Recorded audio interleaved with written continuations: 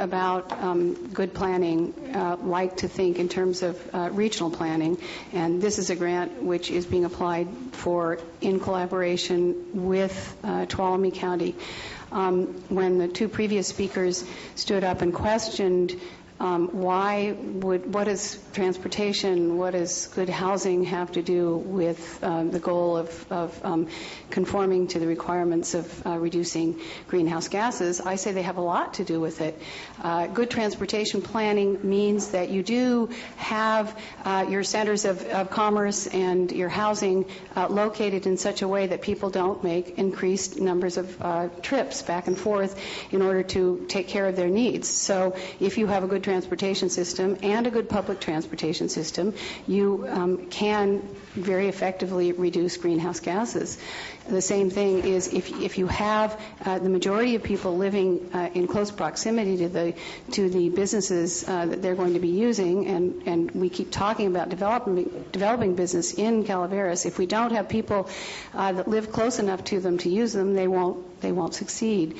So I think you can talk about doublespeak, and you can make fun of saying that, we want healthy communities, where people work together and all this sort of thing. I will refer you to the July 27th issue of Calaveras Enterprise, in which Dave Haley did a guest column in which he spoke in favor of good planning that unites residents, business owners, government, all the different entities that need to work together to produce a plan which will create what I like to think of as healthy communities. That's what I hope to achieve in Calaveras.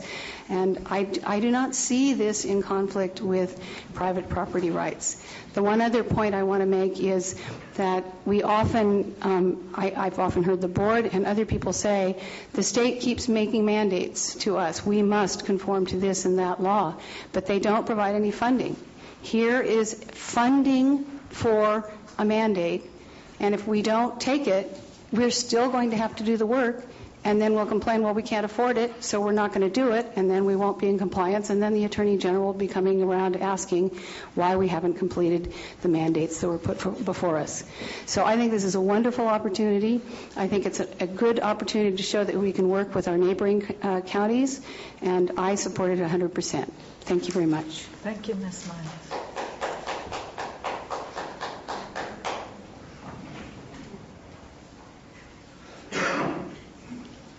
Mike Allison, person.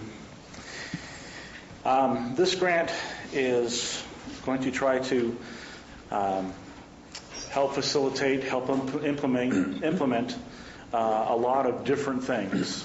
And I think this trying to put all of these things all into one piece is actually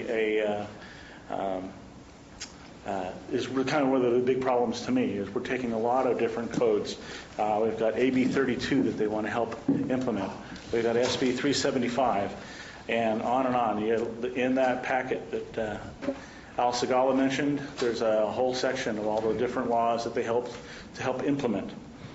For example, on the AB 3, but for example now, there are problems with each one of those that we're going to have with, like AB 32. It's just going to be so completely expensive, not only to the people of the county, but to the government. And I've got some numbers on that. SB 375, we're going to start working with that kind of land use planning becoming more and more prevalent over the wishes of the local community and the local general plan process. So that will take away our abilities to do our own land use planning. From the grant application, quote, eligible proposals will include the development and update and or implementation of a regional cap and trade plan or an offset program, and creates another bureaucracy of a Central Sierra business climate development strategy, which will create a regional greenhouse gas inventory and assessment. And we're talking about cap and trade, taking people's taxes.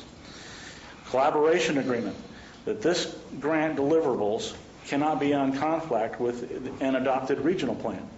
Therefore, this grant will further entrench all those SB 375 rules that we started with and make them more prevalent than whatever we decide to do in terms of our general plan. We're giving away our sovereignty. This grant talks about starting to track VMT, vehicular miles traveled. This is the beginning of tracking and making it too expensive to live in rural Calaveras County. Some of the some of the grant goals and how they're not really compatible. We're talking with freedom and liberty. They talk about promoting equity. They talk about increasing housing affordability as a redistribution of wealth. Promote infill and compact development. Six houses per acre doesn't sound like there's a lot of outdoor places for kids to live and play. Project, they're going to try to protect natural resources and agricultural lands. That immediately brings up the whole property rights issues. They want to reduce automobile usage and fuel consumption. Wants to take away our choices of where we want to live, where we want to shop and work. If you guys decide to go ahead with this grant, that yes, there are measures of AB 32 and all these other things that we're going to have to pay for anyway. But let's see if we can't stop all of that process too. I want to quote from a study from Sacramento State that with the minimum impact of AB 32, losses in tax dollars by implementing AB 32, general fund budgets will be nearly 31% less due to the tax dollars. If the impact on consumers is added, each agency in the general fund budgets would be more than 66.1% less.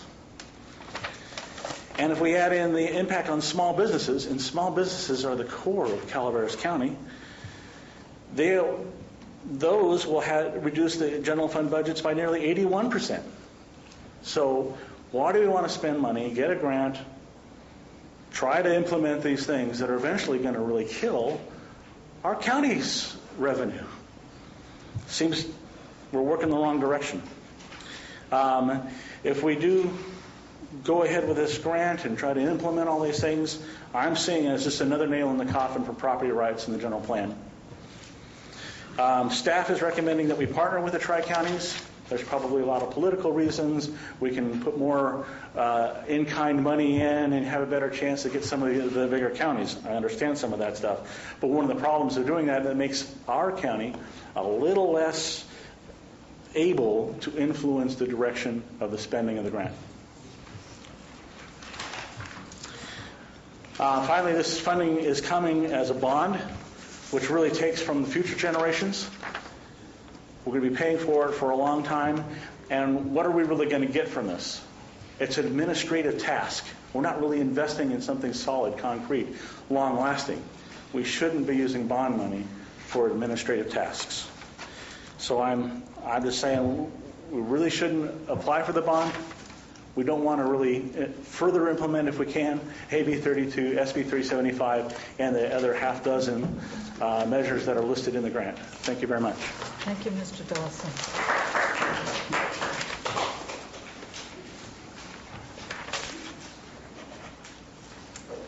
I'm Tanya from Burson.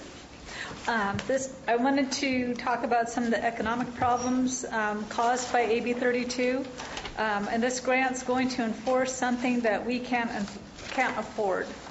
An exhaustive study was commissioned by the California Small Business Roundtable and was conducted by California State University, Sacramento, professors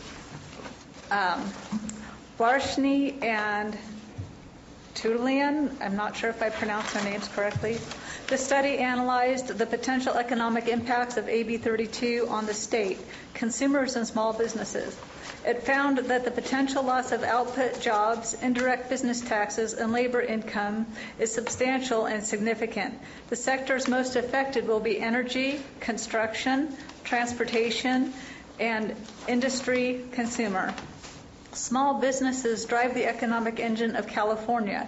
They comprise 99.2% of all employer firms and 99.7% of all firms. They account for over half the employment, over 90% of net new job creation, and 75% of the creation of gross state output. Costs borne by small businesses due to the implementation of AB 32 must be carefully evaluated for the full understanding of their significance and impact on the state and its residents.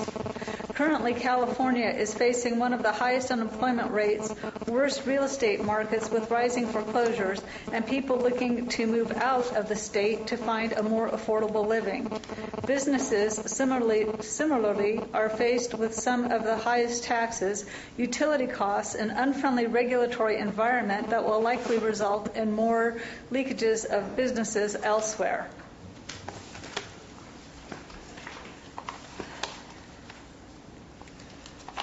Minimum implementation costs is $24 billion. Costs including indirect and induced cost is $71,000 billion per year. Jobs lost due to cost of implementation is 500,000 jobs and $30 billion. Jobs lost due to the cost of to consumers is 900,000 jobs and $63 billion. Jobs lost due to cost on small businesses is 1,100,000 jobs and $77 billion. These are huge numbers, and it's easy to gloss over them, but Calaveras business community is primarily made of small business, and Calaveras will have to endure more than their fair share of the cost. The total cost of regulation was $134,000, was a little over that, and one job lost per small business. An adverse impact on small business is bound to adversely impact the production of goods and services, the risk tolerance of American enterprise, the productivity of labor, and the quality of life and overall well-being of the state and its citizens. Legislative and regulatory mandates may result in practices, enact policies that raise the cost of operating for small businesses or provide a deterrent to small business growth, and hence provide disincentives for economic risk-taking and entrepreneurship. This appears to be the case here. While the ultimate goal of AB 32 is not in question by the authors of the study, the findings of the study suggest that the costs associated with the implementation of this act will have a significant adverse impact on California's economy, consumers, and small business. Editor's conclusion: Governor Schwarzenegger assures us that AB 32 would mean an explosion of new green jobs. We've heard the same drumbeat from the Mittner-Harnish GPU documents. However, in California, the exact opposite has happened. We have lost so many jobs. The USCB economic forecast is now using the word depression to discuss California's job market. Let's for a moment not get into a discussion of the goals of AB 32, but we are still left with the one lousy sense of timing. In the most serious recession since the Great Depression, we simply can't afford AB 32. We should not use this grant to further entrench AB 32 into Calaveras law. Thank you. Thank you.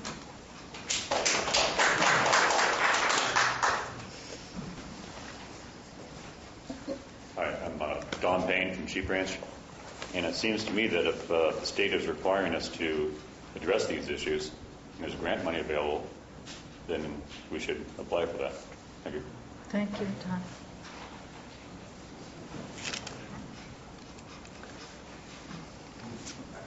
Peter Race, Valley Spring. To me, putting it simply, it boils down to AB 32.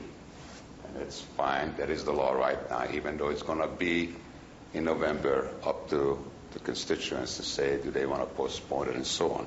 I also want to bring in one more issue along that line is that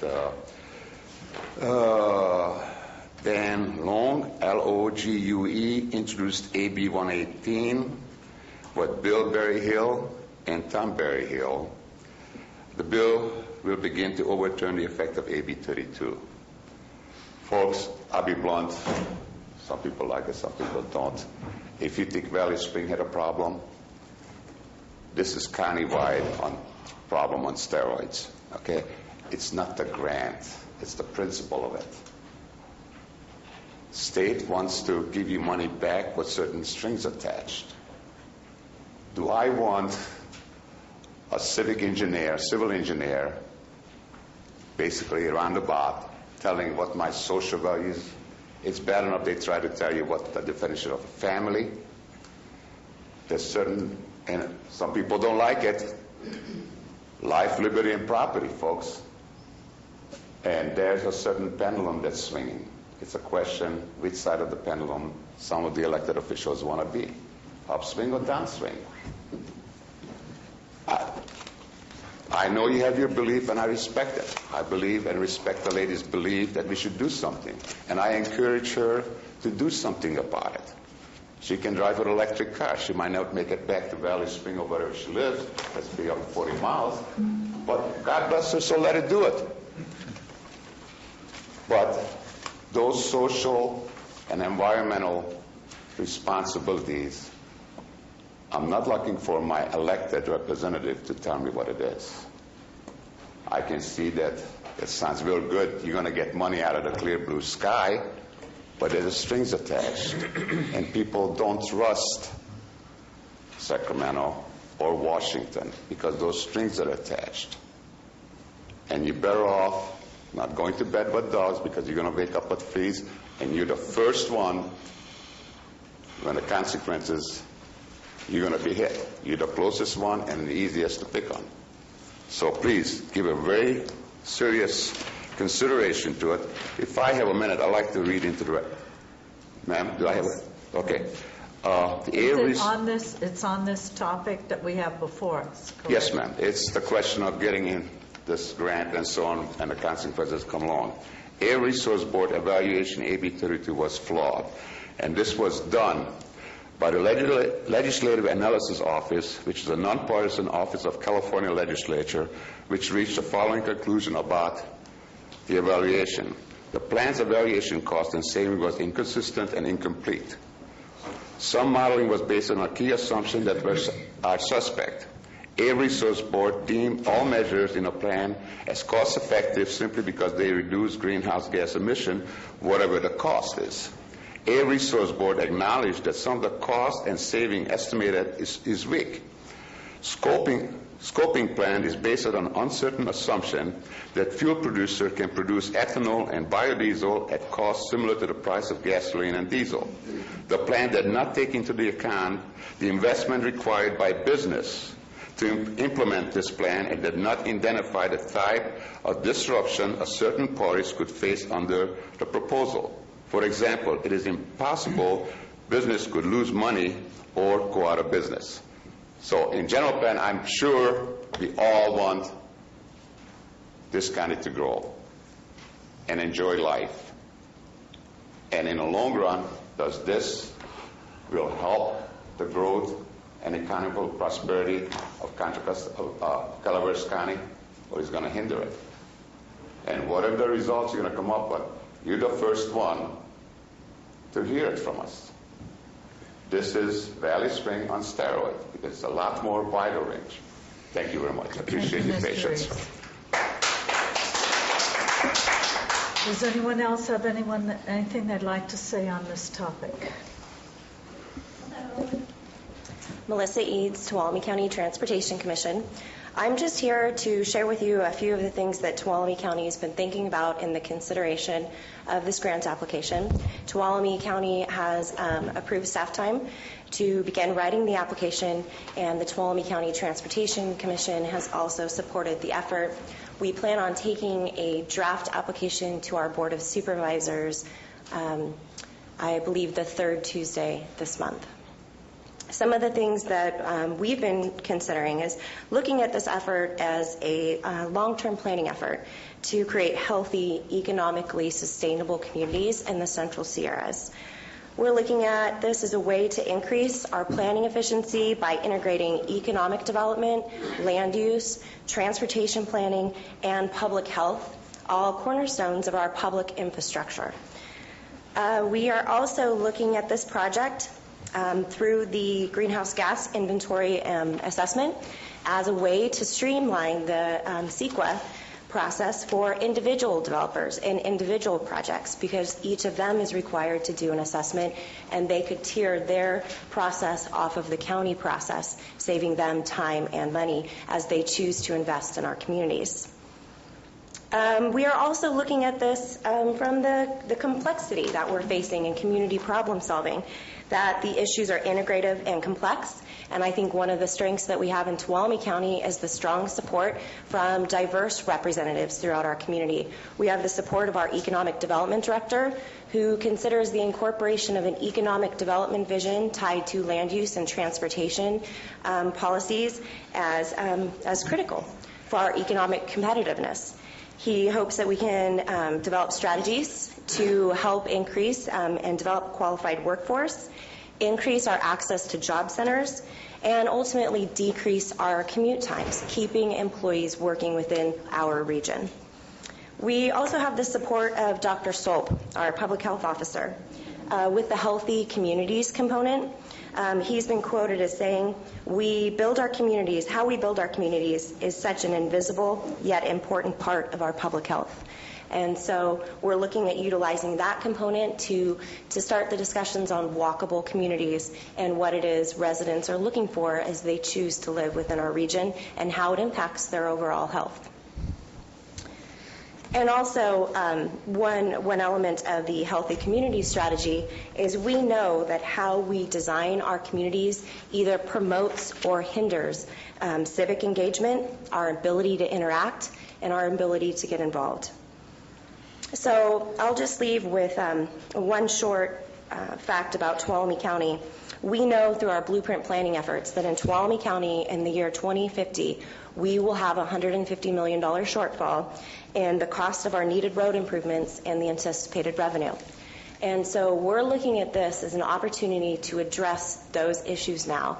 And we can't do that alone. We need to address that transportation planning problem through a sound economic development vision and through the incorporation of land use policies. So we're really looking at this as an opportunity to come together and solve those type of problems before we're faced with the shortfall in 2050. And as so many have mentioned, there are mandates that we are required to follow. But we're looking at this grant opportunity as a way to allow our local decision makers and utilize our local authority to define these strategies and how they work best in our community.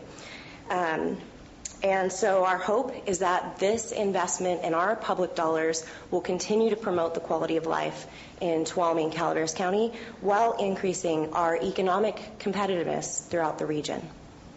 Thank you. Thank you, Melissa. I have a couple of questions. Melissa? Melissa, you introduced yourself as being from the Tuolumne County Transportation arm, but you still reside in Calaveras County. I do. Okay. Copperopolis. Okay. Good to see you, by the way. Thank you. And you have been sitting here for a good length of time, and you've heard comments about how questionable it might be for this board to approve this, our participation in this grant application. A couple of people referred to this as creating a bond that would imply some future financial responsibility to pay back the grant funds. Are you aware of anything, any component of this application Not that at would require that? Not at all. I think Tuolumne County is looking at this as an opportunity to seize these grant funds to meet the objectives of things we're mandated to do at this point. But they're also looking at it as an opportunity to really create and define according to our community's expectations. Okay, above and beyond what's been mandated. And you mentioned an economic development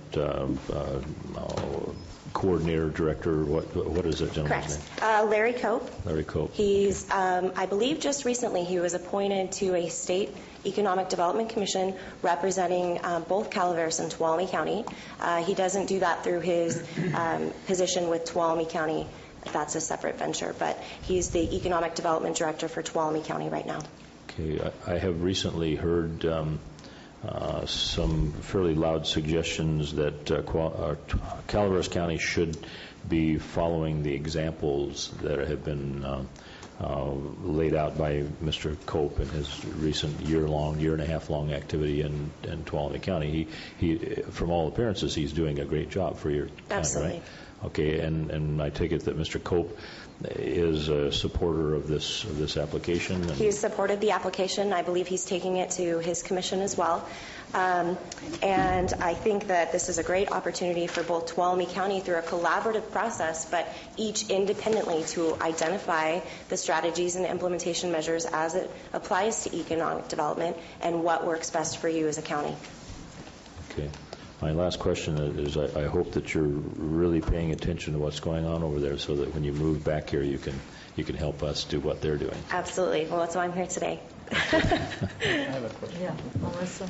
Melissa, you may be familiar with some of the issues that happened over here about grant administration. And my understanding of this process, actually I have several questions about the application process. We've had a lot of comments about what this might look like, but so far what we have before us is the scope of things that you can apply for. They give you some standards, they give you some hints as to how points will be applied and what they're looking for, but isn't it up to us to decide for each county what it is from among that we would wish to apply for? That is, we're not trying to cover every marker here, we're trying to put together something that's effective for local interest. Right. I think. And that's what you've done in Tuolumne already, is that correct? We had considered creating sort of an overall, what we had temporarily coined a livable communities action plan. That's not the official name. We're still kind of finding the appropriate fit for our community and for your community as well. But the overall goal would be to meet those objectives through a project fitting of our rural communities. And I think that's our opportunity to really define what a lot of these things look like for rural communities. And I think Calaveras and Tuolumne County have been really successful in creating model programs. The CHIPS project, Tuolumne County's Blueprint Planning Project. And I think we can continue to be a model. And we're working with the Sierra Nevada Conservancy. That's their hope, is that we could be a model for other rural communities and saying, what do these planning principles look like and how can we best implement them, increasing our overall attractiveness to businesses and ultimately our economic competitiveness as a region. The second question has to do with what I see as a diversion of a good portion of transportation and planning monies to urban areas, and the question of whether when the citizens of California pass a measure. This was a bond measure, as was reflected earlier, by the way. I want to clarify this. It's not a new bond being let, but it is passed by the citizens of California in a vote to pass Prop 84. The monies from this come from Prop 84, but a lot of this goes to places with big populations, even though places like us have a lot to do with what kind of quality of water and air and other things happen in California. We have most of the land mass, but a very small amount of the population. So what I'm assuming, but I want to get your word for this, is that trying to put Amador, Calaveras, and Tuolumne together gives us the level of both resources and consideration at that higher level who's making decisions about this that might bring money actually to rural areas instead of the kind of urban allocations that we've been seeing. Is that the strategy here? That's absolutely the strategy, and you're absolutely correct. That's one of the issues as rural communities that we struggle with in terms of apportionments of funding based on population. So the Calaveras Council of Governments, the Tuolumne Transportation Commission, your Amador Transportation Commission, they have together found great strength in forming those partnerships and leveraging funds and working together and creating programs that the state has recognized. We're looking to do a similar effort in joining together as the Central Sierra region because, as you mentioned, the health of the Sierras is dependent upon, the health of the state depends on the health of the Sierras. I have a couple of other questions. I'm sorry to belabor this, but you seem to know what's going on this, and I'd like to take advantage of the moment. We've had some real significant problems in grant administration. For instance, at some point, Caltrans even tried to invoke itself into a local process, even how we make decisions, what our community processors are like, who has the franchise, what kind of voting takes place. That was a big issue in Valley Springs. I'm really not interested in having that kind of thing happen. What I'd like to make sure is that we have local, and what I see in this, written into it, is that local county control is part of this grant and is one of the key standards that's been set for this grant, is that local counties will have control over their processes, its grant administration, and it's the processes even by which it might put its grant proposal together. Is that correct? Because you've already exercised this over there. I'm assuming you have some insight. At this point, we're looking at one grant proposal that we are working with county staff in both counties to prepare. So we will definitely have the elements that your local jurisdiction wants incorporated into that planning process, and it's identified what Calaveras County's expectations and what Tuolumne County's expectations will be, and the end product that we hope to get out of that. It definitely will be a community-driven process with a considerable amount of participation from each of the counties. Tentatively, we're looking at the process that we've created in Tuolumne County for our blueprint planning process. That includes the development of a policy advisory committee, which is representative of 2 Board of Supervisors, 2 city council members from potentially each county if you choose to participate. And so they would be setting the policy, giving the directives to staff as to how to move forward, how to implement. As part of that, we would form a technical advisory committee, which would be composed of staff from both counties who are experts in economic development, public health, transportation, land use, so that we're tackling these issues from a collaborative and integrative strategy. And then we would have our stakeholders advisory committee. This is the similar committee that we have in Tuolumne County, and that would be comprised of property owners, business owners, people interested in this process and the end product. And so that's tentatively the format that we've envisioned. Thank you.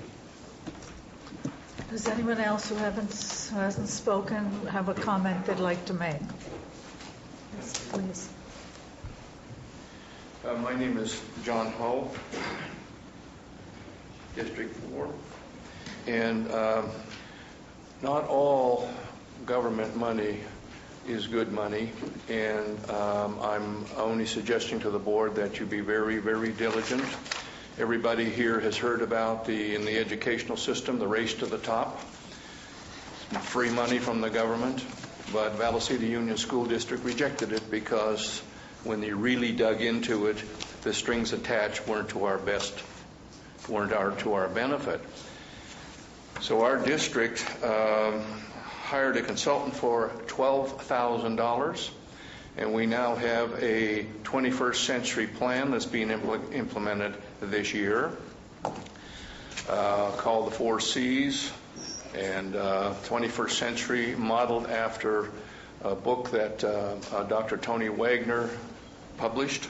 He is on the Harvard School of Education, and there are other schools in California that are keeping company with us or will be keeping company with them in San Diego, Fresno, the Bay Area, and Sacramento. There are none others. And our plan is going to cost us nothing other than the $12,000 to help put it together. And we're not going to participate in Race to the Top. And that was free money from the federal government to do it their way. So just be very, very diligent. The lady made a compelling case, but so have the folks that did the research on our side. So now it's up to the board to do what's right for the people. Thank you. Thank you, Mr. Hall. Anyone else who hasn't spoken? Joe Kelly. When you approve this, I request a stakeholder seat. From smart growth back in the early 90s, late 80s, to sustainable communities planning. Here's the questions. What is a comprehensive zoning ordinance? What is a comprehensive zoning ordinance update? What does this comprehensive zoning ordinance include? How will it differ from existing? More government restriction of land use without remuneration? What What are resource-efficient communities? Something I noticed during a general plan a few years ago, when you have communities, you have the hub, and you build around it, it requires more police around that community. So there's something to think about. At least our jail, hopefully, will be able to take care of the capacities. One other thing I was thinking of, hearing about this three-way deal on this thing, we could have done this on the jail maybe. Had one place, all three communities participate in it, and had one humongous jail with all three participating in it, rather than a burden being put on all three of the community members if they're applying, if the other two communities are applying for jail monies. Objectives are listed. Are these considered social change? Whose economy is being strengthened by these funds? How is automobile usage and fuel consumption going to be reduced? Higher costs? How is government going to increase housing affordability? That's laughable. Government involvement equates to higher costs. Actually, due to the housing collapse, I have to make a little change here. Actually, due to the housing collapse caused by three living presidents, Carter, Clinton, and Bush, and Bush's, all three of their home ownership programs, affordability is almost there. Wait till next year. Affordability of existing homes through foreclosures will be increased. Promote energy efficiency and conservation. How will this be done? Through mandates, higher price tiers, reduced energy availability? Define the term equity. All of these items are suspect.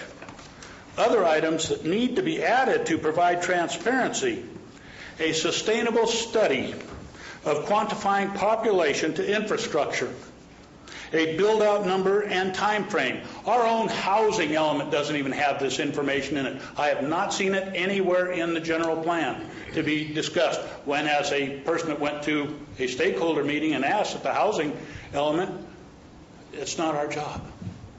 So whose job is it? This doesn't just pertain to Calaveras County, the state of California. It pertains to all the states, all the federal government, state government, county government, city government. We need to know how much infrastructure we have, how much infrastructure is available, and what we can afford, and how many people will be there to use it. Or we're still going to be in the same pit we're in now. Start the discussion now. Licensing of homes. This is something that hasn't been brought up yet, but it's out there. The necessary improvements needed to allow the sale of existing homes. So when you go back to a house that was built in 1988 that is being comped for comparable sales for property tax purposes of a 2008 home, they're not comparable, because this house in 1988 was built so many building codes back, but it'll have to be brought up, and so will the 2008 home to the current at the time existing codes. What is going to happen to these houses? How are you going to sell the homes? Because you can't sell it without approval of that czar that will be there. Protect natural resources and agricultural lands. A defining of agricultural lands is needed, and not just the production of food and fiber. Now, I'm a proponent of protection and preserving agricultural lands, but I am getting a little suspect of all these things under agricultural lands. It comes out that we need to have clustering. Well, you're either agriculture or you're going to stay in the concept of the highest and best use of residential. So let's start making these ideas of, is it agriculture or is it residential? And let's make the changes that are necessary. I've seen for a long time the farmers hurt. It may not be the generation of today of like Mr. Tryon and perhaps his family, and I don't know his family members down, but it can go, I've seen it go from the grandfather to the son to the grandson, but what happens in that next generation? They may not want to be there, and especially the way the attitudes of America are changing. They won't want to be there. So let's look at agriculture very close to really preserve and protect it and allow it to be affordable for the farmers and the ranchers. Define protect. How does protect? Now this comes up, there's a statement in there about flood ordinances or flooding. How does protect relate to the county's flood ordinance? Does it protect 100% of ag zone properties through assistance to cure flood problems? Realistically, this county fails to provide protection for all of those that need it. Why is that? When all this greening is in place, how are you going to compensate the displaced property owner? The owner that went through the existing, at the time, planning approval process spent the funds to meet county demands to obtain entitlements. To you, the Board of Supervisors and the other social changers buzzwords you offer are the same old manure. When will you discuss the fiscal impacts to the citizens, taxpayers, property owners driven by this Sustainable Communities project? You need to provide a per capita long-term cost estimate as a means of transparency of your action. Who are the members of the Strategic Growth Council? Seems like the citizens are treated like mushrooms, kept in the dark and fed manure. Something I found in a San Diego Union article yesterday. Now, I think you can tell I'm not a member of the Sierra Club, but I am a steward of the land. I do believe that. But Carolyn Chase, chairwoman of San Diego chapter of the Sierra Club, quote, "Anything without independent verification is always questionable from an environmental perspective," unquote. I thought that was pretty good for an environmentalist. I may have taken it out of context, but it's still a good quote. Thank you. Thank you. I'm Clyde from Valley Springs, and I just see this as more government. There's a real ugly document. It was written in 1938. It's called the Dresden Act. And Europe was going to that, the same direction we're going. Is you have an illusion of ownership of property, but the state maintains all the rights of permitting and controlling what goes on that property. You get the right to pay the taxes and keep the property up, because it's an illusion, because they found that people that think they own the property will take better care of the property than if the state does. So that's where the communist has it better. But it falls down because when you're in communist countries, you know you don't own the property, it's the states. But we have an illusion now. Well, in 1938, only a few of the judges would resign and stuff, and that became law. It's a very ugly law. I mean, if you ever get a chance to read it, you ought to read it. And that's where we're going. And everyone just went along with it, and people lost their rights. And Nazi Germany was a republic at one time. And it became, we all know what happened. Thank you. Thank you, Mr. Fox. Does anyone else have something they would like to address on the permission for staff? Again, Kerry Williams, Calaveras Child Care Council.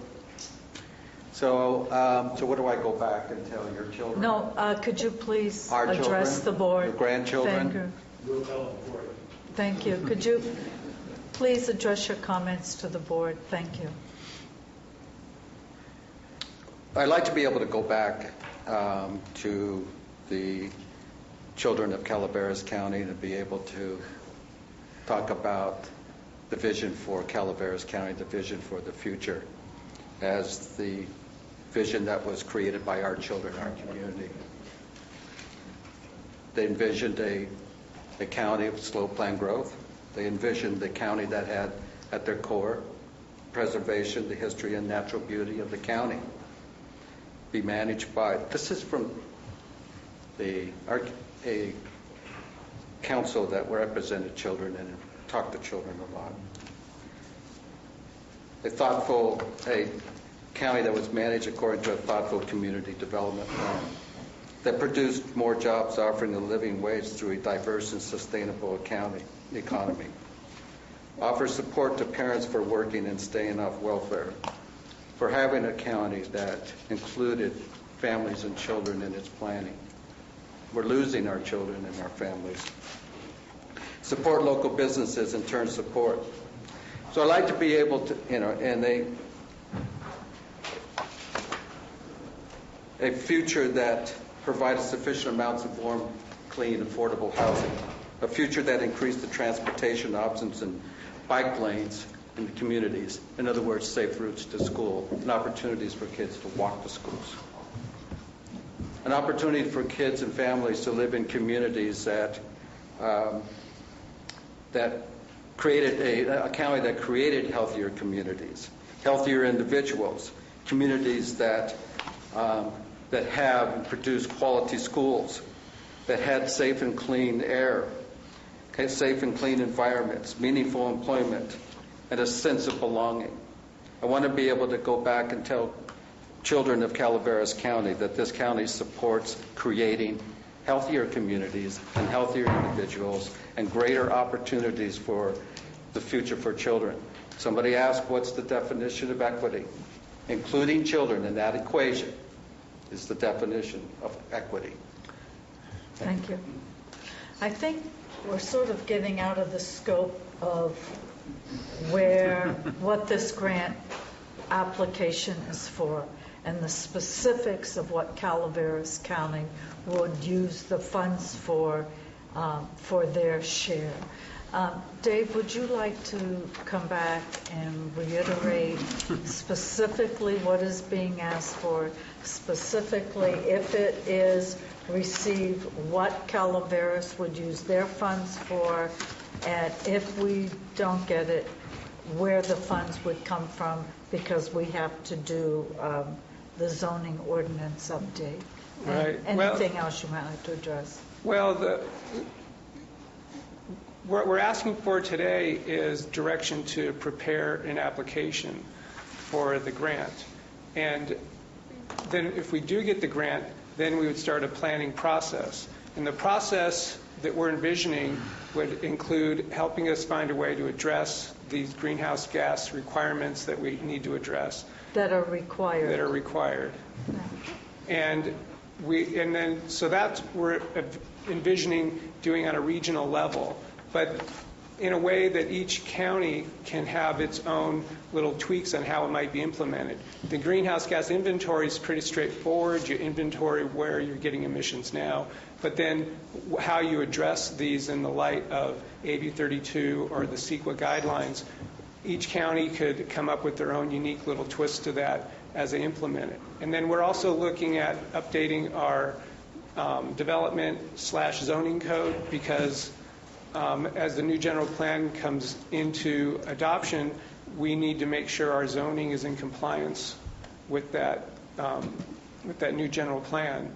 And so and that's really the crux of what we're looking to do.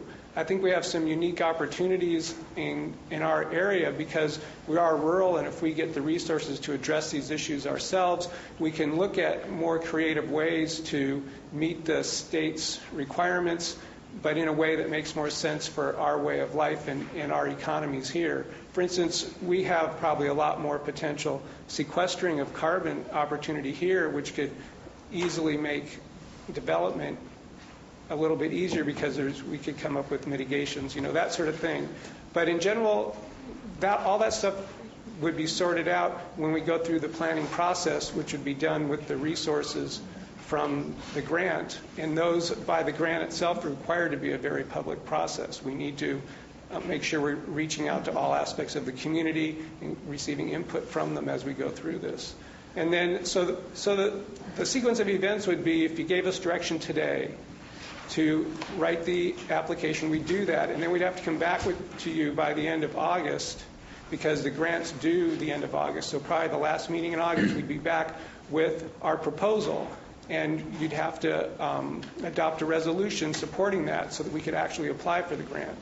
And then what we'd be applying for is not that the plans would be adopted, but that the plans would be created and would be presented for adoption. So then you'd have the opportunity, once all the planning's done, each jurisdiction who's involved, whether it's the transportation commissions or the county governments or the water districts, they each go back to their respective boards with the pieces that they requested to do through this grant and try and get those adopted. So that's the process, and kind of what we're after today is just the initial step to get direction to put together the application for the grant. Okay, thank you. Could you ask? Could you please come up and address the board? Sure. Thank you. I would just like to have him answer just a couple questions. Dave? Sorry. In the board packet, you've got a whole list of objectives here. Strengthening the economy, revitalize, if you could comment on these. And then have you got a plan on how much matching money and like-kind money or whatever the county's going to also need to put on the application? Thank you. The items, I don't have them right here in front of me, but the items on the, do you have that? This is a copy of the board packet. Okay.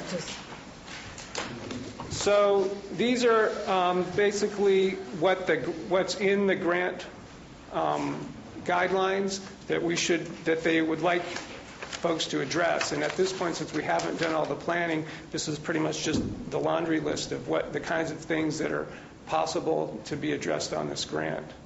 And these are the things that would be sort of hashed out through the planning process, how we might address some or all of these. And is it necessary to address them all? Or? No, we don't have to address them all. Remember, we're looking at trying to address the greenhouse gas. And Tuolumne's trying to address a little bit more than we are. The greenhouse gas and how we're going to, work with that requirement, and then to update our development and zoning codes.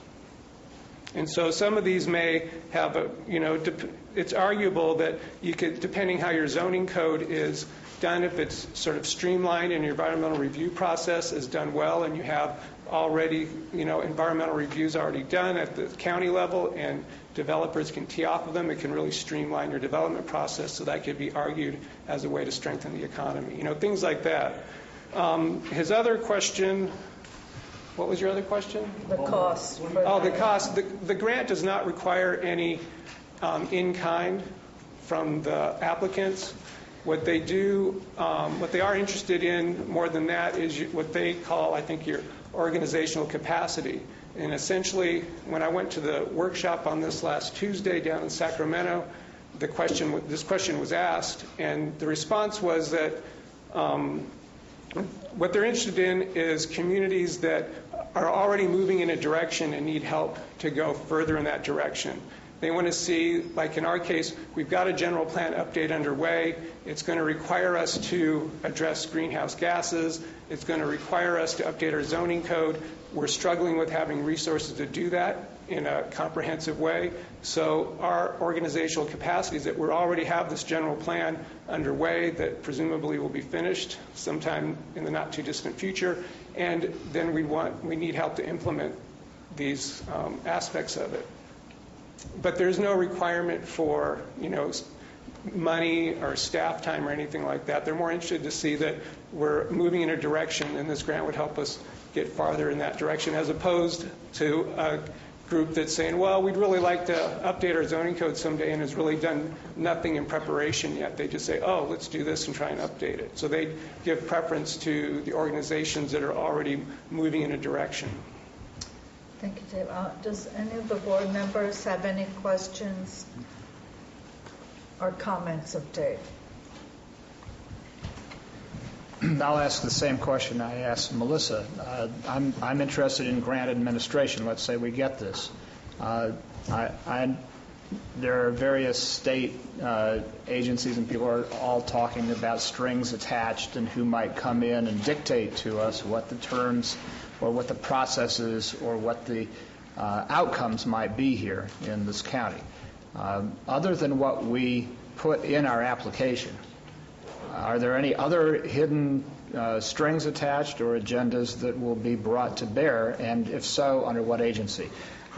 I do understand the Sierra Nevada Conservancy is involved, but the Sierra Nevada Conservancy, unlike Caltrans and unlike many of the other agencies, has no regulatory authority or no ability to hold or own land or influence outcomes other than by agreements with people in the kind of grant process. So they're facilitating but not dictating, and they have no authority to do so. I'm wondering whether there are any other agencies, state or federal, that would weigh in on this, or do we have control over the processes by which we would proceed under this grant? Well, it appears to me from everything I've seen that if we apply for the grant and they accept our application and decide to fund it, then that's what we're required to do and nothing else. So solely the terms of the grant as administered by us, is that correct? Right. Yeah, the way it would work is if they adopt, or if they choose to fund our application, then based on that application, we'd work out a more detailed agreement that then everyone would sign off on and go ahead. So you don't know exactly what the terms are until they accept your application? Well, they're limited to what we're applying for, and they won't accept it if we're not meeting the initiatives that they're wishing to promote. So That answered that question. Thank you. Are there any other questions or comments from the board? Thank you, Dave. Does anybody have anything they'd like to address that has not been addressed on this item?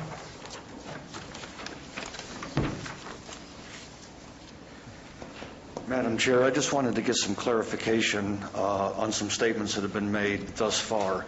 First of all, from Supervisor Thomas, regarding your comments about Larry Cope and the fact that since he supports this grant in Tuolumne County, that somehow carries over that he is suggesting that Calaveras County also apply for this grant and encouraging us to do so. I think without Larry Cope being here to add any caveats to any recommendation on this grant, we should look back to what Larry Cope does, and we should look at the differences between Tuolumne County and Calaveras County. That we're entering into a grant with other counties would be fine if we were comparing apples to apples. In this case, we're comparing apples to oranges. Larry Cope and the Tuolumne County Economic Development Authority is a veritable job-creating machine. The provisions of the grant and the application and the uses of the grant may have many different purposes in Tuolumne County as opposed to Calaveras County. If we're looking to eliminate greenhouse gases or reduce greenhouse gases in Calaveras County, probably the most efficient way and quickest way of doing that is for us to have our own Larry Cope in Calaveras County, to create more business in this county, to cut down on the number of trips that Calaveras County residents make each and every day to Tuolumne County and other surrounding counties. Right now, there's a $300 million disparity between the economic activity in Tuolumne County versus Calaveras County. Calaveras County residents spend lots of time, lots of money, burn lots of gas, create a huge carbon footprint to haul money to Tuolumne County and spend it as quickly as they can. And then they bring the goods back that they can get there that we can't get here. It's often been said that in Calaveras County,